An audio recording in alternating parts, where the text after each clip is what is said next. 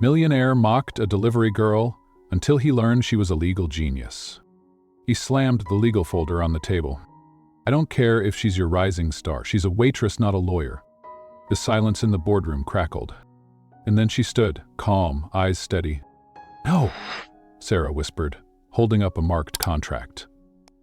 I'm the only reason your billion-dollar merger isn't collapsing right now. Everyone froze. Even him. The billionaire CEO. The man who once called her ordinary. He stared at her like she was fire and salvation in the same breath. The girl who never got to finish her dream. She didn't mean to cry that morning. But sometimes, even the strongest hearts crack when no one's looking. The sun had barely risen over South Boston. Sarah Carter tied her apron, just like she had for the past 5 years. The smell of coffee, grease, and broken dreams followed her from the kitchen to the counter like a second skin. People came and went. Lawyers, bankers, men in expensive coats who never looked her in the eye. She served them their eggs, refilled their cups, smiled like her life wasn't unraveling piece by piece. No one ever asked what she used to be. But once, she was more. She used to sit in a law library for 12 hours straight, chasing justice like it was oxygen. Used to believe that if she studied hard enough, fought long enough, maybe one day she could stand in court and defend the people who never had a voice. Then her mother died. Then her father drank through the rent money.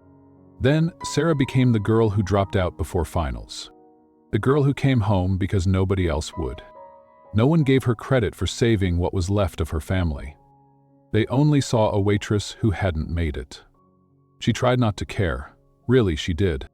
But it still stung when a woman with perfect nails called her sweetie and snapped her fingers for a refill. It still ached when a man in a navy suit said, "Don't bother with the bill, honey. I know it's too much math." And on that one Thursday morning, when she placed a menu in front of a man who didn't even glance at her, she almost walked away. Until she saw what he left behind on the table. A contract, red-penned, complex, sloppy. Without thinking, she read a few lines and whispered, "This clause will bankrupt someone." She didn't know he was standing behind her. "You read that?" She looked up, surprised, annoyed. "You wrote it wrong." That was the first time James Harrington noticed her. The next day, he returned. No smile, just a business card and 5 quiet words. "Come to my office, observe, just once." Sarah laughed. "Do you think because I poured your coffee I want a job in your glass tower?" He didn't answer, just nodded once and walked away. That night, she stared at that card for a long time. The edges were soft, like it had been in his pocket longer than it should have. She didn't tell her sister, she didn't tell Maria, the diner's owner. But she tucked the card in the back pocket of her jeans, and for the first time in years, a part of her whispered, "What if this is the one thing I don't walk away from?" Chapter 1. A coffee, a contract, a chance. She didn't know why she showed up. Maybe it was the way he didn't flinch when she called out his mistake. Maybe it was the business card burning a hole in her pocket. Or maybe she just needed something to change. The lobby of Harrington Industries didn't look like it welcomed waitresses. It looked like money. It smelled like expensive perfume and marble floors polished down to bone. Sarah walked past the front desk without a word. Her boots were clean but scuffed. Her blouse ironed but secondhand. Every step echoed louder than her breath.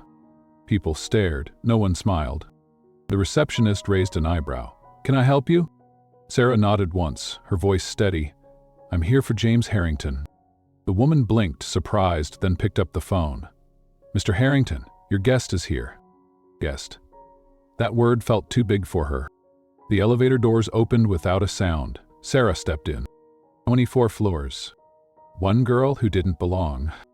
When the doors opened again, he was already waiting. James Harrington stood with his hands in his pockets, suit flawless, eyes unreadable.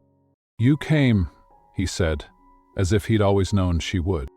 "I had a slow shift," she said flatly, brushing past him. He chuckled softly and gestured toward a glass-walled conference room. Inside were 3 men in suits, 1 woman, dozens of pages spread across a table like war maps. "Don't say anything," James whispered. "Just watch." She nodded, even though her chest was tight. As they spoke, Sarah listened. Every clause, every condition, every word trying to sound smarter than it was. And then her fingers twitched. She spotted it, a loophole so wide you could drive a settlement through it. After 10 minutes, she leaned toward James and whispered, "Page 7, Clause 14. They'll exploit that and sue the client for breach." He looked at her, not like she was a waitress, not like she was an outsider, but like she was fire he didn't see coming. "Don't call for a break," he said calmly, then turned to the room. 10 minutes. They filed out one by one. As soon as they were gone, he turned to her. "How did you see that?" She shrugged. "Because I read it, and I've seen enough drunk men twist truth to know what loopholes look like." James walked to the table, slid the contract toward her. "Mark it, fix it. I want to see what you'd write." Sarah hesitated. "This isn't a test, right?" He said nothing, but his silence was the answer. She picked up a pen. 10 minutes later, he looked down at her corrections and let out a soft, almost disbelieving laugh. "Remind me again why you're not already in a courtroom?" She stared at him, and for the first time, let her walls crack just a little. "Because life didn't wait for me to finish school," she said. "It handed me grief, bills, and a father who drank away my tuition." James didn't blink, didn't offer pity, just said, "I'll pay for your licensing, I'll train you, you start tomorrow." Sarah's eyes narrowed. "You don't even know me." He smiled, but not with his mouth, just his eyes. Just enough to make her feel like he saw something she didn't. "I know talent when I see it." She stood. "I'll think about it." He stepped closer. "Don't think too long. The world rarely waits for the ones it overlooks." Sarah walked out of that room with her heart pounding in her throat. She didn't say yes, she didn't say no, but she didn't throw the contract away either. That night, under the hum of her bedroom lamp, she stared at the folder James had given her, the one she brought home, telling herself she was just curious. She read every word, and for the first time since her mother died, she let herself imagine what it would feel like to be seen, not just for what she had survived, but for what she could become.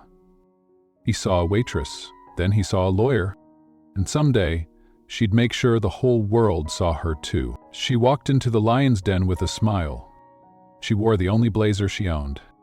It was 2 sizes too big and smelled faintly like mothballs and old paperbacks, but she ironed it twice, pulled her hair back, and tied her fear into a tight bun at the base of her neck. They weren't going to see her sweat. The elevator ride felt longer this time. 24 floors, and every second sounded like a dare. She stepped out, straight spine, soft breath. This wasn't Gracie's Diner anymore. This was Harrington Industries, where the coffee came in porcelain cups and the people drank it like power. The receptionist didn't smile this time, just nodded and pointed down the hall. Sarah walked toward James's office with the same expression she wore when she buried her mother. Quiet, steady, trying not to fall apart. He was waiting behind his desk, like a chess player watching the first move. "You came," he said again, like he hadn't slept since she walked out. "I'm not here for compliments," she replied. "I want to work." He nodded once, then said, "She did." And the game began. He slid a contract across the desk. Real, thick, no safety nets. "Tell me what's wrong with it." She read in silence, his eyes never left her face. 3 pages in, she set her pen down. "Clause 18 contradicts Clause 9. That'll make the agreement void if it ever goes to court." He leaned back, watching her like a storm he was still learning how to name. "You're fast." "I'm poor. I don't have time to be slow." That made him laugh, quietly, but with something close to admiration. "You're hired," he said, almost too casually. Sarah blinked.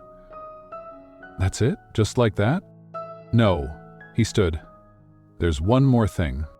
She followed him down a hallway of glass offices and silver-plated doors. Every head turned when she passed. Suits, heels, whispers behind perfect smiles. And then, her desk. It was across from his, close enough to hear him breathe, far enough that if she failed, the whole firm would see it. "This is yours," he said. The stack of files on her desk was taller than her resume. She stared. "This a test?" "This is Tuesday," he replied. He walked away. She sat down and opened the first folder.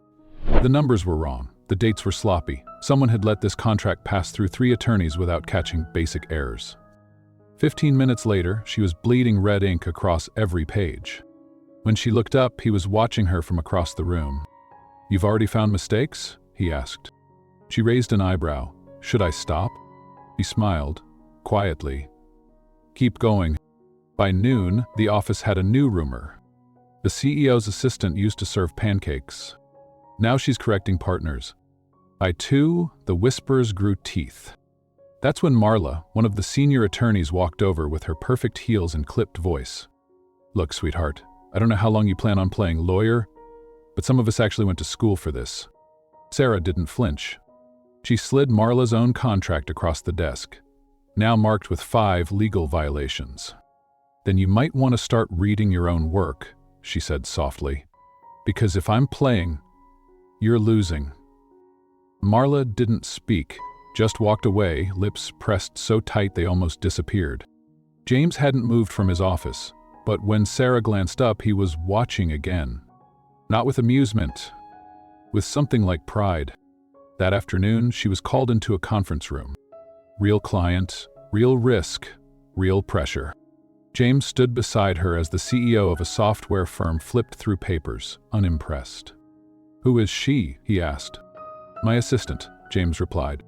The client frowned. "I was expecting someone more experienced." Sarah didn't blink. "And I was expecting a more polite client," she said flatly. James choked on a laugh. The client blinked, then smiled. And as Sarah explained a contractual clause that had been written to favor the wrong party, she watched the room lean in. By the time she finished, no one was questioning her anymore. Not the client, not the firm, not even James. As they walked out, he leaned closer and whispered, "You just saved that deal." She looked straight ahead. Then, "Let's hope no one forgets it." He smiled at her like he was watching something he hadn't seen in years. Maybe something he thought had died inside him. They hired her to assist, but she wasn't built to follow. And she had no intention of stopping now. Section 3. Every eye in that room wanted me to fail. The first thing she learned in that office was this: respect is never given to the girl who wasn't supposed to be there. Sarah Carter didn't have a degree from Yale. She didn't wear designer suits. She didn't know how to smile with her mouth and glare with her eyes the way the other women did. What she did have was a memory like a steel trap and a fire that never asked permission to burn. The whispers started by the second day. "Isn't she the girl from the diner? Did she even pass the bar? I heard she doesn't even have a license." She heard it all. She heard it when she filled her coffee. She heard it when she walked past closed doors. She heard it in the way their eyes slid over her like she was clutter. But Sarah didn't flinch. She buried herself in contracts and clauses, redlining documents until her fingers cramped. She stayed late, came early, and read everything twice. James didn't say much, but he always noticed when her coffee cup sat untouched, when her eyes were glassy from staring too long at fine print, when someone raised their voice near her desk. He noticed, and he made sure they noticed that he noticed. Still, not everyone kept their hate behind glass. Elliot Langston did not.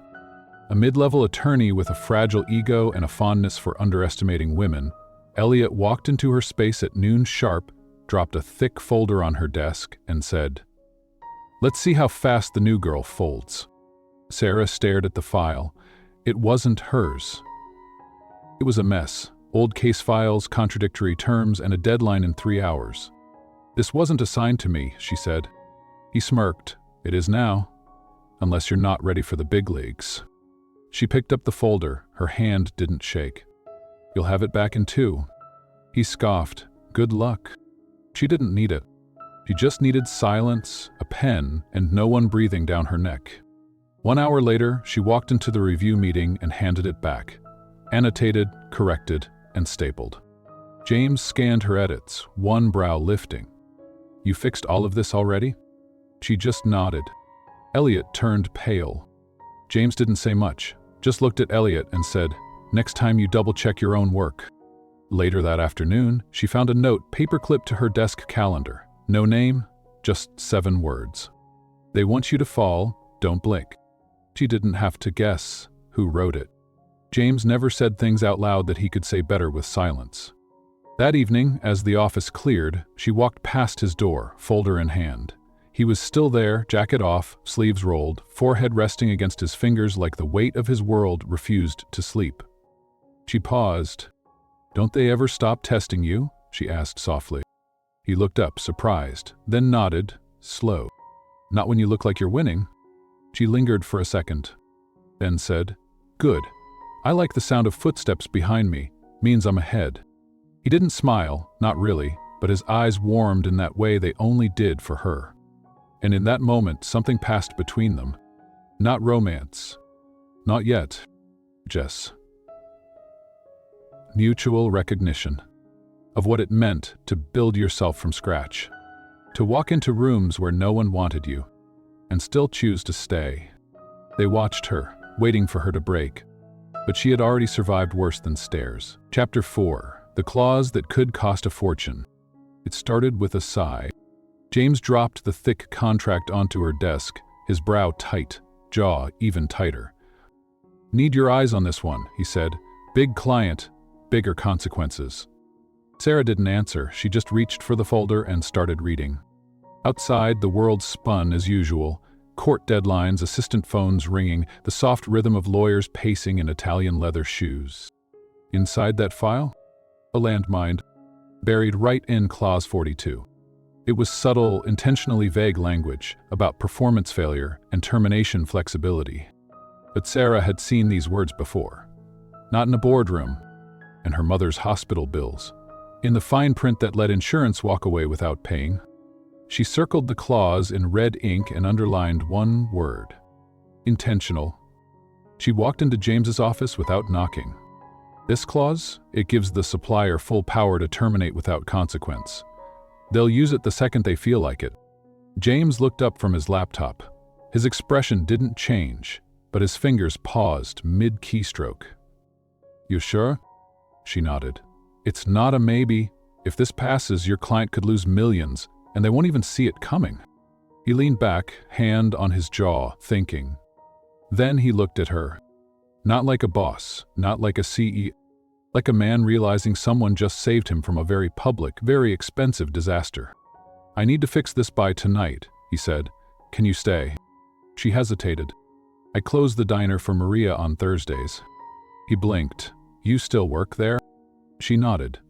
"She kept me fed when I couldn't afford eggs. I owe her." James didn't argue, didn't scoff. He just said, "Come back after. I'll be here." And he was. It was almost midnight by the time she returned. Hair damp from walking through a Boston drizzle, folders clutched to her chest. The office was dark, empty, but his light was still on. When she stepped in, he was sitting on the floor beside a coffee table, sleeves rolled up, tie loosened, his phone on silent. "You look exhausted," she said. He glanced up. "You look like a storm." She blinked. "That a compliment?" "I haven't decided yet." She sat beside him and opened the file. Together, they rewrote the clause, line by line, word by word. She argued, he pushed back. They found common ground somewhere between 2:00 and 3:00 a.m., over lukewarm coffee and the echo of thunder outside the windows. When they finished, he exhaled, slow and deep, like he hadn't been breathing properly all week. "You just saved the deal." Sarah leaned back on her elbows. "No, we saved it. Together." He turned to look at her. The silence between them stretched. Too long, too charged. And for a second the air in the room shifted. Not professional, not safe. Something else. Something fragile and real and dangerous. She looked away first. "I should go," she whispered. "Yeah," he said, but didn't move. Neither did she. When she finally stood, he followed her to the elevator. Just before the doors closed, she turned to him and said softly, You can trust me, James. You don't have to carry everything alone.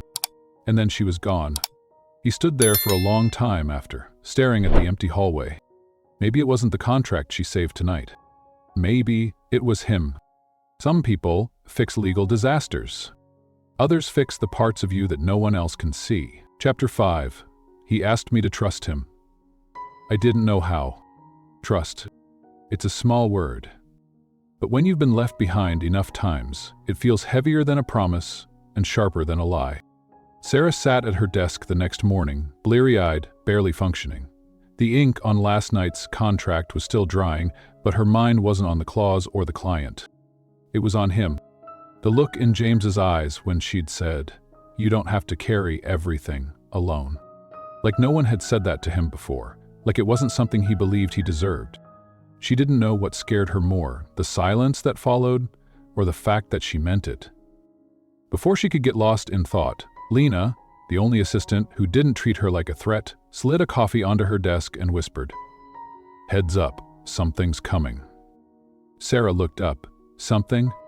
Lena leaned closer. "Rumor is James looked into your past." Sarah froze. "What?" "Someone overheard a call. He requested a background check. Like, deep." Sarah's heart dropped like a stone. No, he wouldn't. But the knot forming in her chest said otherwise. She stood, walked straight to his office. Didn't knock. He looked up from his computer, surprised. "Sarah? You checked my past?" she asked, voice low, dangerous. James leaned back slowly. "Yes." Her hands clenched. "Without asking? I had to make sure you weren't walking me into a PR scandal." "You mean to make sure the girl from the diner wasn't stealing silverware?" "That's not what this is." "No," she said, her voice tight. "It's exactly what this is." He stood now too, matching her energy but not her hurt. "I trusted your work, but this firm doesn't. I needed to protect you." She laughed. Bitter, short. "You don't protect people by doubting them in secret." His voice dropped. "I wasn't doubting you. I was afraid. For you." She blinked. "That's not the same thing." Neither of them spoke for a long moment, just breathing. Then James said the words she didn't expect. "You're the first person I've let this close since..." He stopped himself. Sarah's voice cracked when she answered. "And you're the first person who made me believe I could still matter." He looked at her, truly looked, like he was standing on the edge of something. But she wasn't ready. "You asked me to trust you," she whispered. "But you didn't give me the same chance." He left before he could answer. She didn't go home that night. She went to Gracie's diner, sat at the counter, let Maria pour her a cup of old coffee like it was medicine. Maria didn't ask questions. Just had a piece of pie in front of her and said, "You're not mad, you're hurt." Different kinds of silence. Sarah stared at the pie. "Do you think people can change?" she asked softly. Maria smiled. "I think some people are just waiting for the right reason."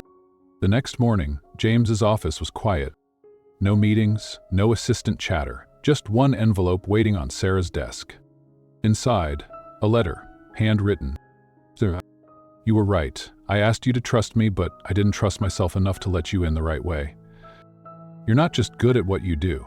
You're the best thing to happen to this firm since I stopped believing in people. If you walk away, I'll understand, but if there's still a part of you willing to fight for this, for us, then I'll be right here, waiting. James." She read it twice, then folded it slowly, and walked to the elevator with her heart pounding. She wasn't sure what she'd say, but she knew one thing. She wasn't done. Not with this place. Not with him. Not yet. She didn't trust easily, but something in his silence felt like a promise she was finally ready to hear. Chapter 6. Disappearing was easier than explaining. She didn't tell anyone she was leaving. Not James. Not Lena. Not Maria. She just stopped showing up. No resignation, no final folder, no goodbye. Her badge sat quietly on her nightstand next to the letter he'd written, folded, untouched. The words still burned beneath the ink. But Sarah couldn't go back. Not after the way her voice cracked in his office. Not after the way she saw herself in his doubt. Because that's what it always came back to. People leave, people lie, people protect you by pushing you away. And maybe she could handle strangers doing it. But not him. Not James. So she disappeared. 3 days passed. Then a week. At Gracie's diner, she picked up double shifts, smiled at customers like her chest wasn't full of glass. Maria didn't push, but every now and then she'd glance at Sarah's pocket, the one where she knew the CEO's card still lived, and say nothing. Until one night, Sarah came home to find a package at her door, no return address. Inside, a single manila folder. Uncontract, marked, reviewed, finalized. Her own notes, her handwriting. Underneath it, a sticky note written in James's hand. Your silence didn't erase your brilliance. She sat down on the floor, folder in her lap, heart in her throat. Why couldn't he let her go? Why did he see something in her she could barely see herself? Why was this harder than any courtroom? Back at Harrington Industries, the office was different. James was different. He moved through meetings like a man watching the weather, distracted, tense, not fully there. Partners noticed. Clients noticed. He didn't care, because her desk was still empty. And every time he passed it, he looked like he was about to speak. To someone who wasn't there. Lena tried to check in once. Are you okay? She asked him. He just said, she's not here. Like that explained everything. Maybe it did. 2 weeks after she left, Sarah was bussing tables when a man in a charcoal gray suit walked through the diner door. He didn't belong there. And she wasn't there to eat. James walked up to the counter like it wasn't killing him to stand still. You're late, she said softly, without looking at him. For what? For making this harder than it already is. James sat on the stool across from her. I didn't come to argue. She poured him a coffee anyway. He didn't drink it. I came to ask, he said, if you'll come back. She stared at the steam rising from the cup between them. And what happens when I disappoint you again? She whispered. You won't. You don't know that. He leaned forward, his voice gentler than she'd ever heard it. I don't need perfect, Sarah, I need real, and you are the most real thing I've had in years. She blinked hard. You made me feel like I belonged, she said, and then you made me feel like I didn't. James's throat tightened. I'm sorry, he said, for every way I handled it wrong. She looked at him and saw it. The same ache in his eyes that lived in hers. The same fear.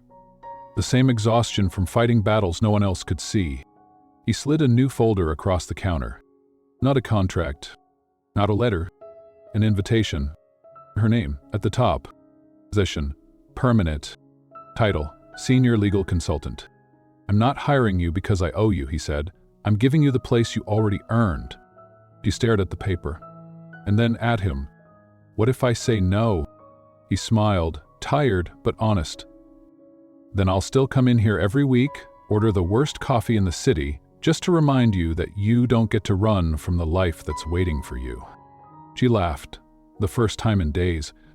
You're impossible. And you, he said quietly, are unforgettable.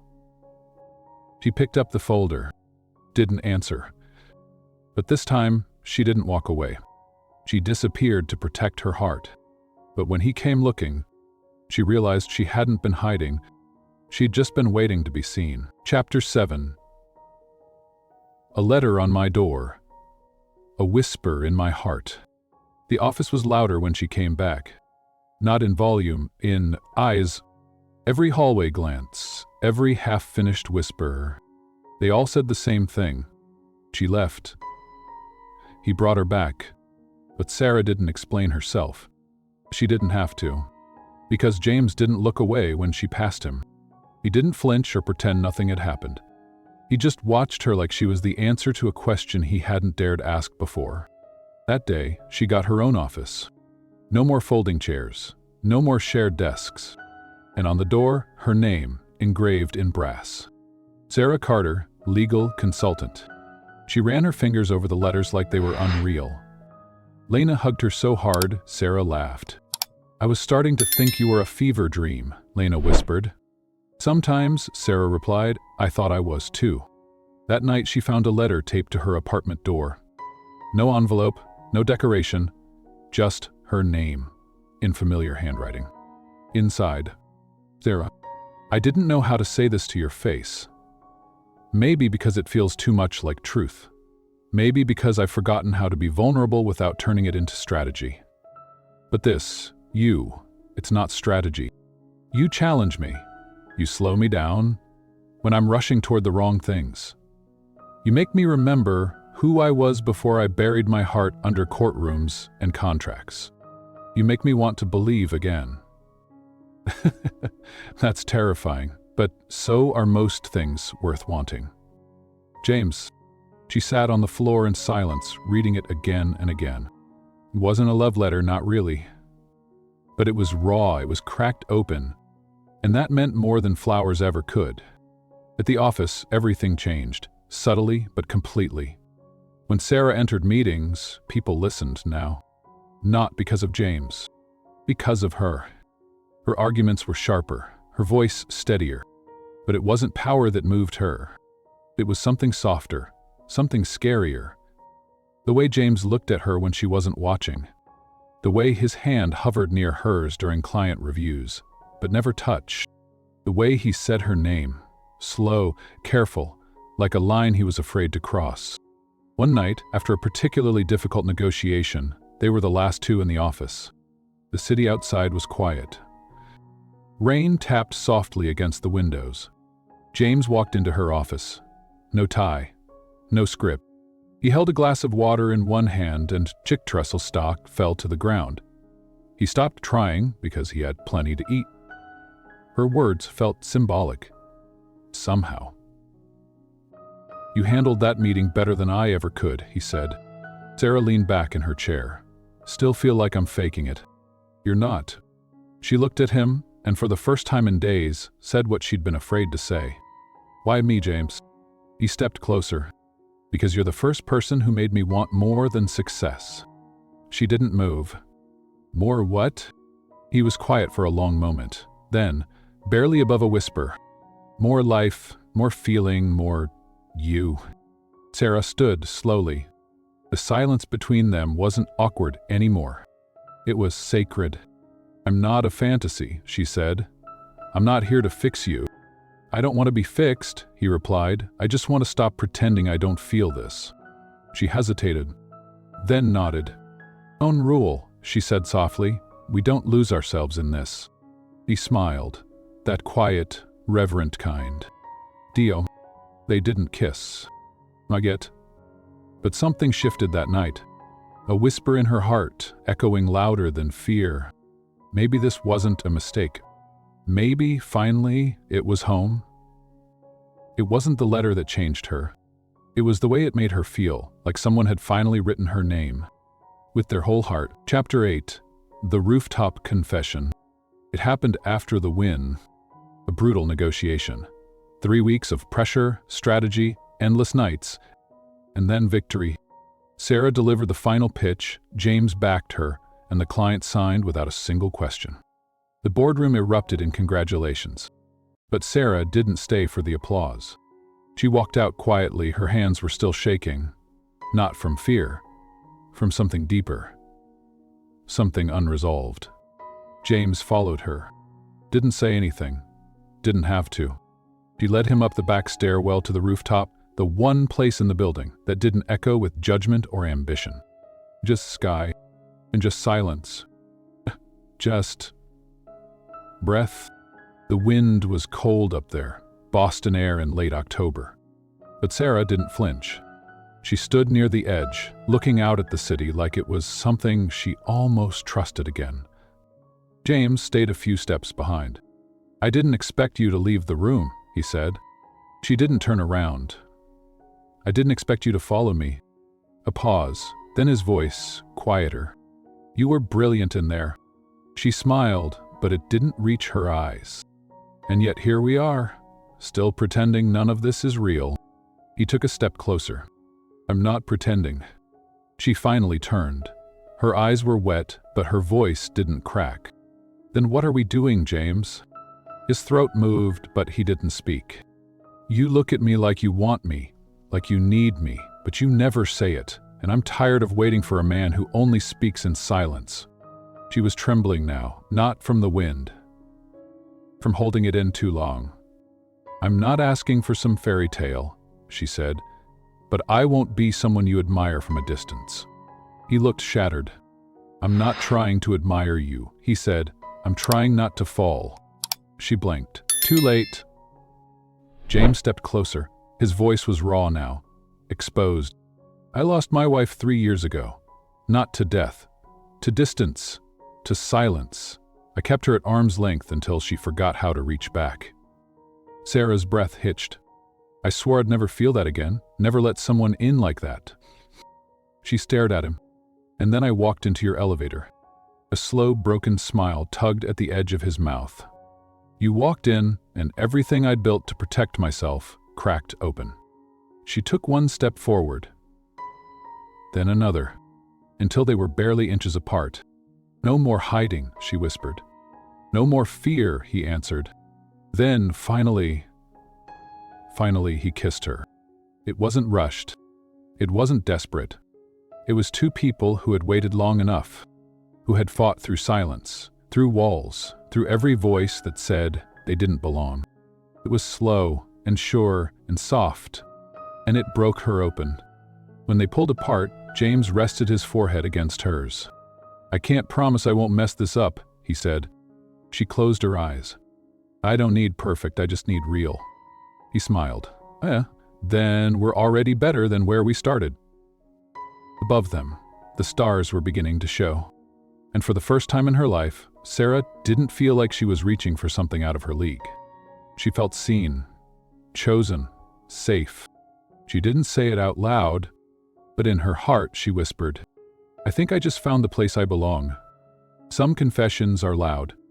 Others happen on rooftops, under stars, with a kiss that finally answers every unspoken question. Chapter 9.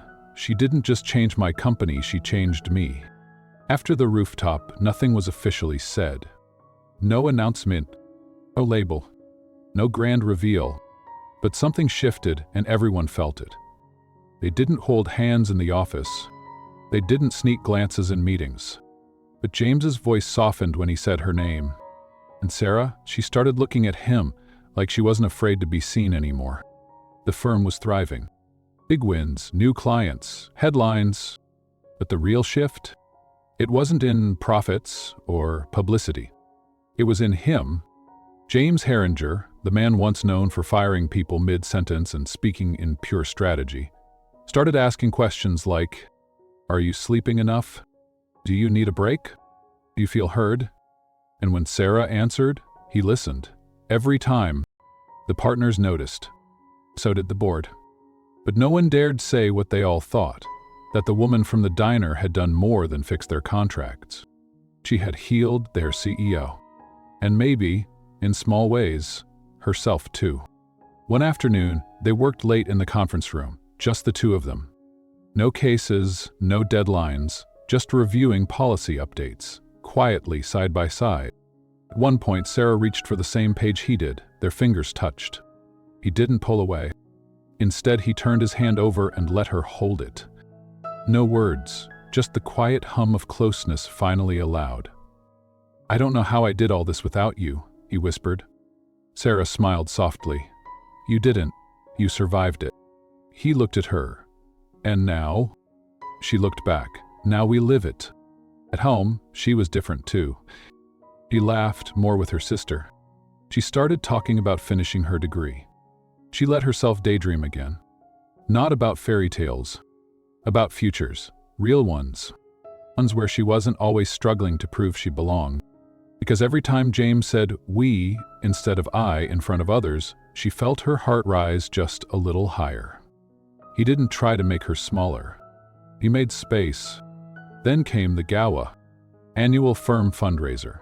Black ties, champagne flutes, and rooms full of people who used to mock her. James walked in first.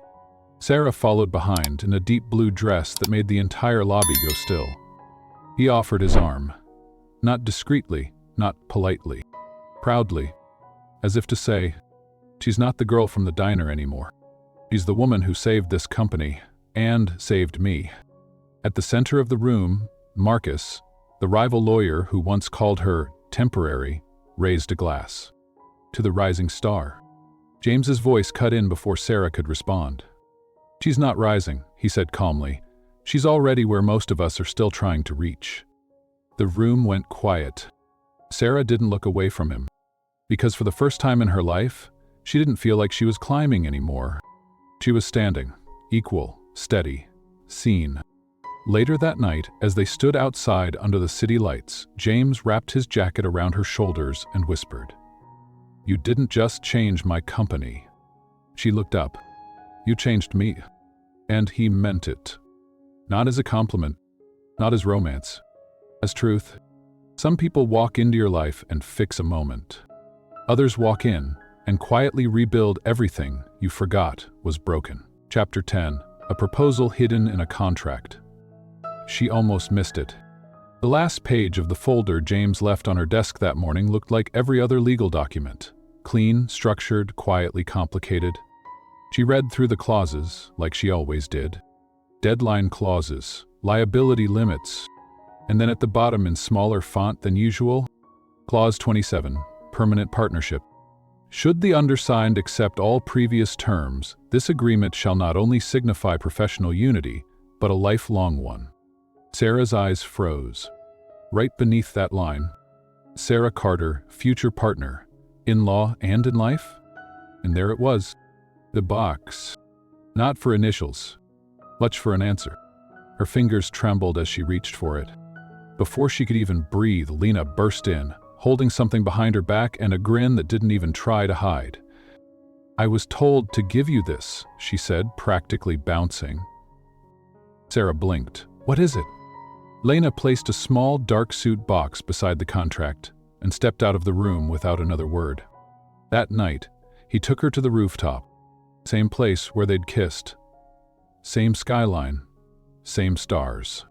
She walked slowly toward him, contract in one hand, box in the other.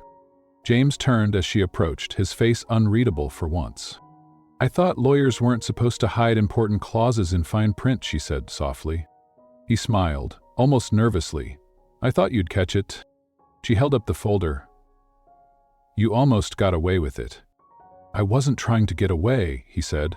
"I was trying to ask, in the only language I know, quietly, carefully, but fully." She stepped closer. "And if I said no?" His voice caught.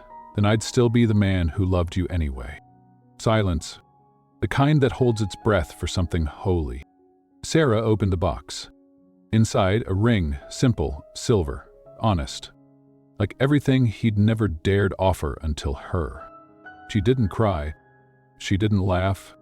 She just whispered, "You should have just asked me." "I just did," he whispered back, in footnotes. She smiled, stepped into him, and kissed him with her whole heart. When they parted, she whispered into his neck, "Yes." He closed his eyes, held her like peace had a name, and it was hers. A few months later, under the soft gold of a garden sunset, she walked down the aisle in a simple ivory dress. No spotlight, no orchestra, just real. James stood at the altar, waiting in a tailored navy suit that somehow felt softer than anything he'd worn before. When she reached him, he whispered, "Still can't believe you said yes." She looked up. "Still can't believe you meant it." They said their vows like promises carved in wood. Not shiny, not perfect, but solid, lasting. He didn't marry her to save her. She didn't marry him to be rescued. They married because somewhere between pain and purpose they found home. Not in glass buildings or legal wins, but in each other.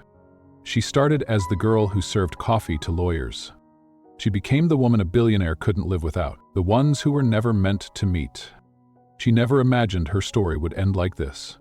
Not because it was a fairy tale, but because it wasn't. There were no glass slippers, no magic spells. Just a diner girl who never gave up, and a CEO who finally learned how to feel again. Their love didn't arrive in roses. It showed up in red ink across forgotten contracts, in late-night coffee, in stolen glances when no one else was looking, in silence, where the truth always waits. James didn't save her. She saved herself. But he saw her when no one else dared to. And in that seeing, something inside him changed too. Maybe that's what real love is. Not rescue, not perfection. The two people, broken in different ways, choosing each other anyway. She once thought her life had passed her by. That love was for people with prettier stories, softer beginnings. But now, when she wakes up beside the man who once called her unforgettable, she doesn't feel lucky. She feels right, like this was always where she was meant to be. Not because he was rich, but because with him, her voice mattered. Her mind mattered. Her heart was finally safe. If you've ever felt like the world overlooked you, maybe you're not lost. Maybe you're just waiting to be seen by the right heart. Have you ever been underestimated and then proved them all wrong? If this story touched something in you, the next one goes even deeper. Stay with me, because the most powerful love stories start with the ones no one believed in.